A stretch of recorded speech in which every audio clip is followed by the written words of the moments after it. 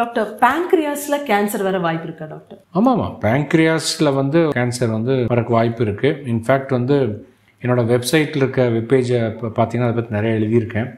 அதுக்கு வந்து captains of men of death அப்படின்னு அந்த காலத்தில் சொல்லுவாங்க. ஏன்னா அந்த காலத்துலலாம் வந்து கேன்சர் வந்தால் கண்டுபிடிக்கிறது ரொம்ப கஷ்டம், க்யூர் பண்ணுறதும் ரொம்ப கஷ்டம். அதனால் பேங்க்ரியாஸில் கேன்சர் வந்தால் அது டெத்து தான் அப்படிங்கிற மாதிரிலாம் ஒரு காலத்தில் இருந்துச்சு. பட் இப்போ மாறிடுச்சு. ஏன்னா இப்போ வந்து நிறையா வந்து ஈஸியாக வந்து பேங்க்ரியாஸை வந்து இமேஜ் பண்ண முடியுது, டெஸ்ட் பண்ண முடியுது, ஸ்கேன் பண்ண முடியுது. அதனால் பேங்க்ரியாஸில் கேன்சர் வரலாம். In fact one of the common cancers அது. இந்த வயிற்றுக்குள்ளே வரக்கூடிய கேன்சரில் பேங்க்ரியாஸும் பித்தக்குழாயும் சேர இடத்துல வரக்கூடிய கேன்சர் வந்து ஃபேர்லி காமன் வச்சுங்களேன். ஸோ அப்படி வந்துச்சுன்னா நம்ம வந்து அது கரெக்டான அறிகுறி என்னன்னு தெரிஞ்சிட்டோம்னா, ஆரம்ப ஸ்டேஜ்லேயே கண்டுபிடிச்சிட்டோம்னா கம்ப்ளீட்டாக க்யூர் பண்ணலாம்.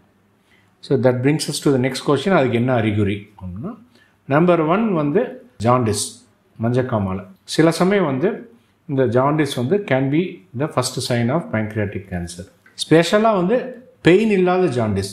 அதே சிவியர் பெயினோட வர ஜாண்டிஸும் கூட வந்து ப்ராப்ளி வந்து பித்தப்பையில் பித்தக்குழாயில் கல்லுனால் இருக்கலாம். பெயினே இல்லாமல் ஜாண்டிஸ் வருது அப்படின்னா நம்ம அலர்ட் ஆகிக்கணும்.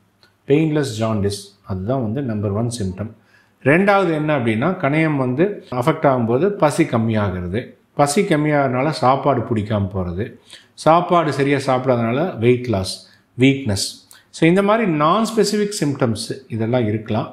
ரொம்ப கொஞ்சம் ஸ்டேஜ் அதிகமாகிடுச்சுன்னா பேங்க்ரியாஸ் வந்து பேக்கில் இருக்கனால முதுகு வலி வந்துச்சுன்னா பேங்க்ரியாட்டிக் கேன்சராக கூட சம்டைம்ஸ் இருக்கலாம். எல்லா முதுகுவலி பேங்க்ரியாட்டிக் கேன்சர் கிடையாது.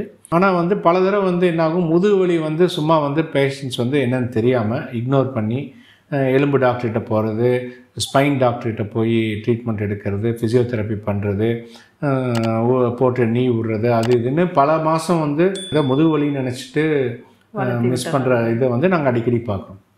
ஸோ காமாலை இருக்குது, பசி இல்லை, வெயிட் லாஸ் ஆகுது, முதுகுவலி அப்படின்னா கண்டிப்பாக வந்து நம்ம வந்து பேங்க்ரியாட்டிக் கேன்சராக இருக்கலாமோ அப்படின்னு நம்ம வந்து டெஸ்ட் பண்ணிக்கிறது நல்லது.